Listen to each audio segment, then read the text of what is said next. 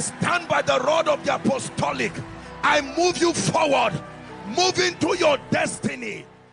The first thing that the prayer that engenders dominion produces is access to the voice of God. If God is not speaking into your life, you'll be in trouble. It is by prayer that divine purposes are born. When a man who dominates by prayer is praying, one of the things that he catches from the realm is the voice of Yahweh.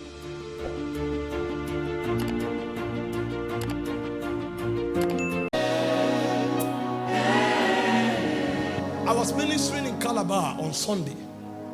Prepared myself and I came on the platform and I began to speak. After 10 minutes, an unction came upon me, and the moment it came on me, I became completely weak, as if energy left my body. The way people are slain, I would have fallen on the altar. So what naturally would happen to those listening to me began to happen to me, and my legs became heavy. I couldn't move. I said, what's going on? I held the pulpit. I almost fell on the altar. I leaned on my knee. What is happening to me? What is happening? And a brother saw a vision. He saw that the Lord Jesus came out of the wall and entered me. And when he entered me, he took my old nature and carried it with him. Instantly, energy left me. And for 4 days, I was paralyzed. I couldn't move. I just lie on the bed. I stand up in the morning. I can't stand. In that meeting, when it happened, I had to hold my brother and I said, demons go. Demons go. I couldn't even pray for the sick. Meanwhile, over 40 persons were healed instantly. Growth vanishing from their bodies, all kinds of things happening. But what happened in the meeting was another layer of the God on my inside decided to manifest. And for more than 1 week, I've not understood it. So for me to understand and interpret the secret of my next level, I need to know what has happened to me. Because life in this realm is your ability to know the movements of the spirit on your inside.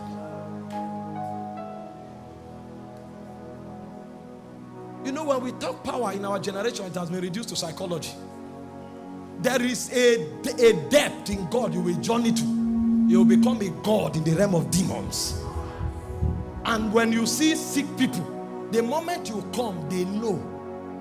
They say, Jesus we know, Paul we know. It's not psychology. You enter, as you enter a place, demons on their own will recognize where you are coming from. But you see, because we lack power, we can't do anything that has to do with divine agenda. It's psychology. How many people can you manipulate? How many people? Even if you succeed in manipulating people in your locality, it's your ministry to your locality alone. What do you now do when you interact with people of different culture? Your ministry will end. The only thing that defies every contrary force is power.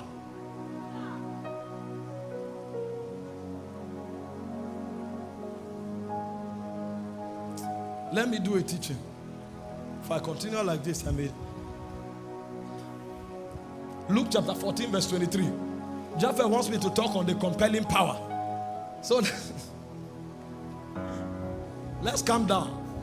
5 minutes to the end of the meeting, he said, and the Lord said unto the servant. Now Jesus was telling them a parable. He had prepared a banquet, and then he had invited the nobles. But you see, the nobles failed to come. See, that's what happens when the move of God begins. When the move of God begins, most times, some people think they are qualified. They know the atmosphere. They know the doctrine. They know the exegesis. So they sit down as the nobles. So they cannot interpret the strange things that God is doing. They want to judge spiritual occurrences from their mind, and it disqualifies them. When Jesus invited the nobles, they refused to show up. Did you not read in scriptures? The Sanhedrin had been watching the prophecy of Isaiah for 800 years. But when Jesus came, they did not see him. They were disqualified. They are the nobles. They refused to show up. They gave flimsy excuses. And Jesus now said, okay, since the nobles can't come, go to the street. And then they invited people from the street. Yet there was still room. Because the move of God is bogus enough to accommodate every one of us. In the day of the move of God, there's no room for jealousy. Because the usher will raise the dead. The pastor will be talking. The guy at the door will raise cripples. And it's not a strange thing. Everybody becomes a carrier of Jesus Christ in ever increasing intensity. So there was room. And because of the excess room that was available, he now said, go into the highway and compel them to come into the banquet. The word is anakazo. It is a kind of power that defies cultural difference. It's a kind of power that undermines intellectual prowess. It's a dimension of power that has no regard for age difference. So you may see a boy of 15 years, and when an akazo comes upon him, he will come to the street corner and he will cry. And even the elder and the young, regardless of demographic, will journey there. He said when God came upon John, he didn't go to the synagogue. If he went to the synagogue, naturally he will meet people that fear God. He went into the wilderness, and right there in the wilderness, all he did was cry. And suddenly he said the whole of Jerusalem and Judea went to him. It's called power evangelism. If there is no power, we are talking. We are gisting, we are joking. We cannot contend with the spirits of the age. We cannot contend with the territorial spirits. We cannot bring deliverance unto Jacob until a power comes upon us. This is beyond psychology. Psychology, we work for a group of people per time, but it cannot affect everybody. When you hear that the whole of Jerusalem and Judea went to him, there was something at work in his life. It's called anakazo.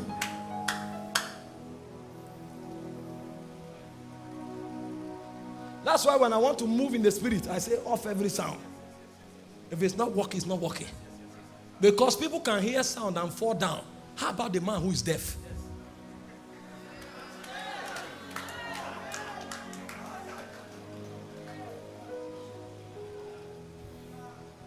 The compelling power.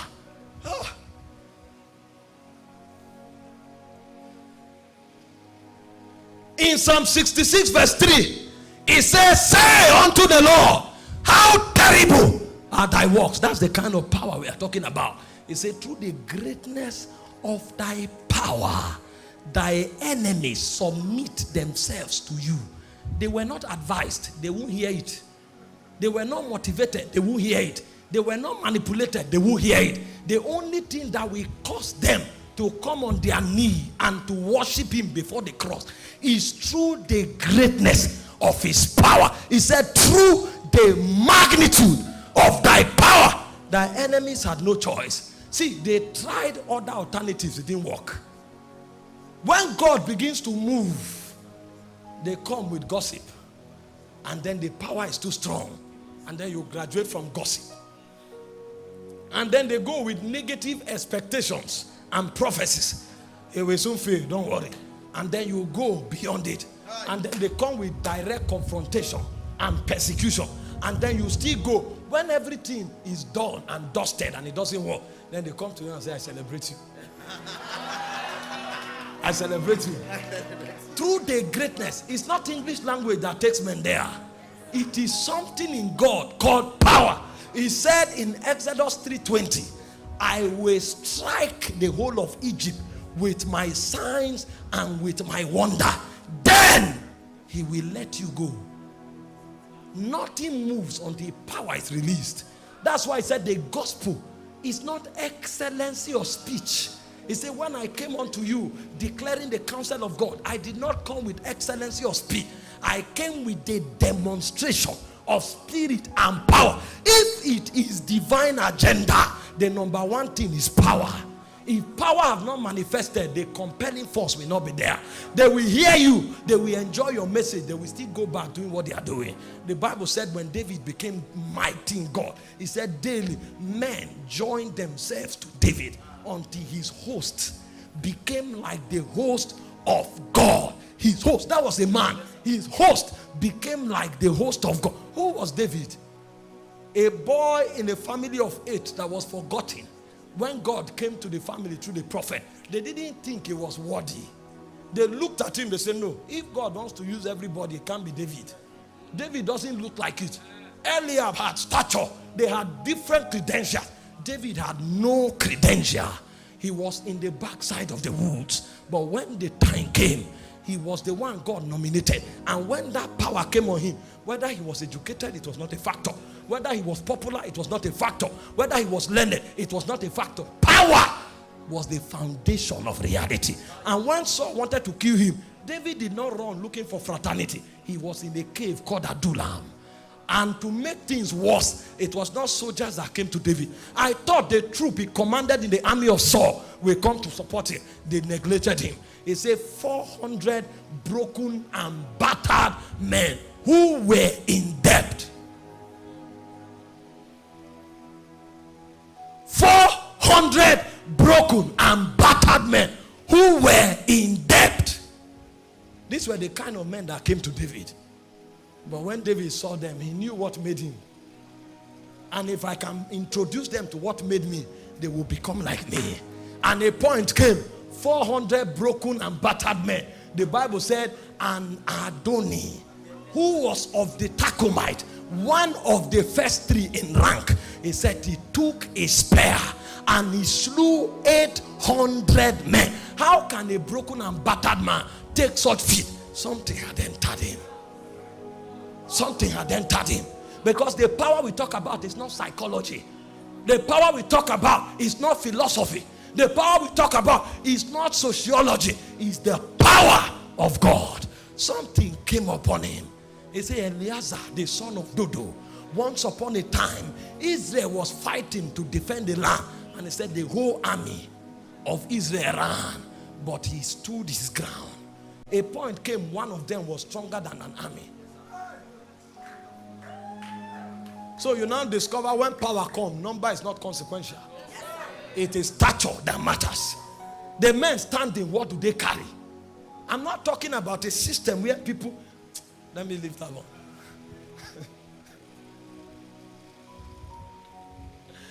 When I talk the subject of power, I talk it passionately. Because I did religious Christianity for a long time. Until in 5 years, 6 people died in my house. 5 years. And now discover power is not English language. I discover power is not title. It's better not to have a title and have power than to have titles without power.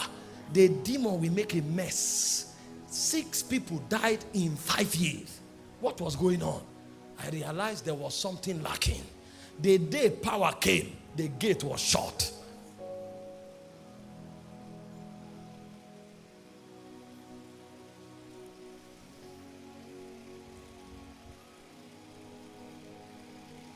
You look at yourself, you say, I don't look like. Forget it. Look alike is not power. It's not power. Yahweh.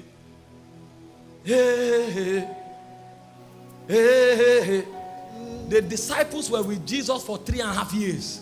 Jesus trained them. They knew how to lay hands. They knew how to lay legs. But it was different from power. It's not how hands are laid. It's not how legs are laid. It is what backs the action that matters. And the point came when they were threatened.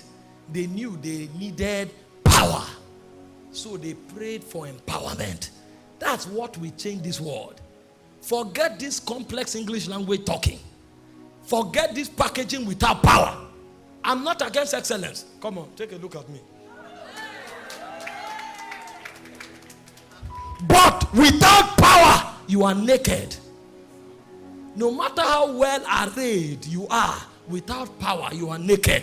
It may not be obvious to men, but in the spirit, it's very obvious. Every spirit we know. Because when you speak in the spirit realm, the first thing they say is, by whose authority? By whose authority? Who told you you can do what you are doing by talking? How dare you? Do you know the realm you are talking to? This is a realm of thrones. This is a realm of princes. This is a realm of dominion. This is a realm of power. Who told you you can read a textbook and come to give command here? By whose authority have you come? There must be something backing you up. And until you can touch that realm, you can shake nothing on ground.